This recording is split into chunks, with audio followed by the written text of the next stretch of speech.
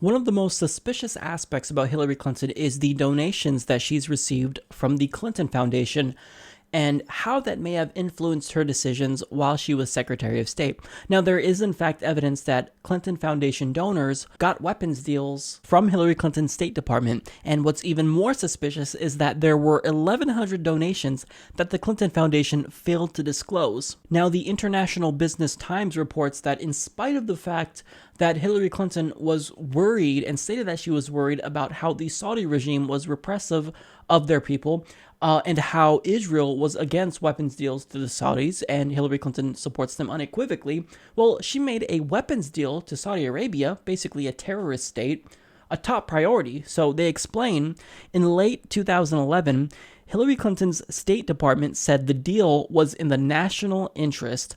In the years before Hillary Clinton became Secretary of State, the Kingdom of Saudi Arabia contributed at least $10 million to the Clinton Foundation. Just 2 months before the deal was finalized, Boeing, the defense contractor that manufactures one of the fighter jets the Saudis were especially keen to acquire, the F-15, contributed $900,000 to the Clinton Foundation, according to a company press release. So the fact that they would even accept donations from Saudi Arabia when they claim to be in favor of human rights and women's rights, it's a little bit contradictory, right?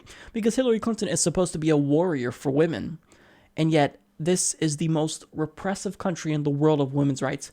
Saudi Arabian women are not allowed to drive. They're basically classified as children under family law in Saudi Arabia, meaning that they're not allowed to leave their house unless they have a male guardian. This is a regime that donated to the Clinton Foundation, who claims to be a supporter of women's rights and human rights. It's a little bit weird, but they continue. Under Clinton's leadership, the State Department approved $165 billion worth of commercial arms sales to 20 nations whose governments have given money to the Clinton Foundation, which represented nearly double the value of American arms sales made to those countries and approved by the State Department during the same period of President George W. Bush's second term. The Clinton-led State Department also authorized $151 billion of separate Pentagon-brokered deals for 16 of the countries that donated to the Clinton Foundation, resulting in a 143% increase in completed sales to those nations over the same time frame during the Bush administration. Now, it is the case that arms sales had increased to many different countries, not just ones that donated to the Clinton Foundation, but what's suspicious is that the non-Clinton Foundation donor countries only saw an 80% increase, which is still huge, but the Clinton Foundation donors saw a 143% increase in weapons sales.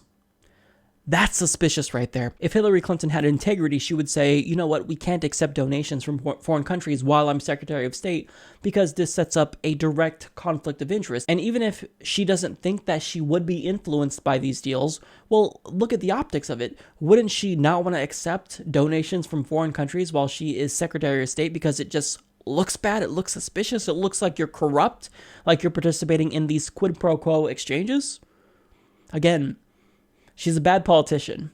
Nobody does this who actually has common sense. But anyways, additionally, American defense contractors also donated to the Clinton Foundation while Hillary Clinton was Secretary of State, and in some cases made personal payments to Bill Clinton for speaking engagements. Such firms and their subsidiaries were listed as contractors in $163 billion worth of Pentagon negotiated deals that were authorized by the Clinton State Department between 2009 and 2012. Now, as I stated, during her tenure as Secretary of State, she has condemned the violations of human rights of the Saudi regime, and she also talked about how she wants them to crack down on the internal financing that's going on of terrorism in Saudi Arabia, yet she gave them a weapons deal. This is not just corrupt, it's immoral, it's unethical, and she did it anyway. So if you think that that was suspicious, well, it gets worse. Now, as I stated earlier, there are 1,100 foreign donations that the Clintons have failed to disclose from the Clinton Foundation, and this was her response when asked about it. Were there, one or two instances that slipped through the cracks? Yes, but was the overwhelming amount of anything that anybody gave the foundation disclosed? Absolutely. Were there some that slipped through the cracks? One or two donations? Absolutely. Oh, were there times when donations slipped through the cracks that we failed to disclose from foreign countries while I was Secretary of State? Sure, there's maybe 1, 2, 1,100. This is unbelievable. This is from someone who is the party nominee of one of the biggest parties in the country. Overt corruption. The Clinton Foundation is not a charitable organization. This is a conduit for corruption. It's a sham organization, okay?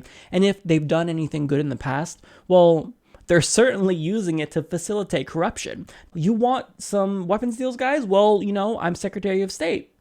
Donate to the Clinton Foundation and you might get one. Well, I might be president someday, so the Clinton Foundation's address is so-and-so, and maybe that'll influence my decision if you want me to do something for you. Okay, think about how unethical this is.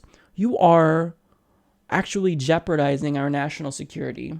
This isn't the first time, but you're jeopardizing our national security by giving weapons deals to Saudi Arabia because of your own personal gain, because they donated $10 million to your corrupt charitable organization. This is just shameful. The Democratic Party, who's supposed to be the liberal party, this is their nominee, guys. Unbelievable.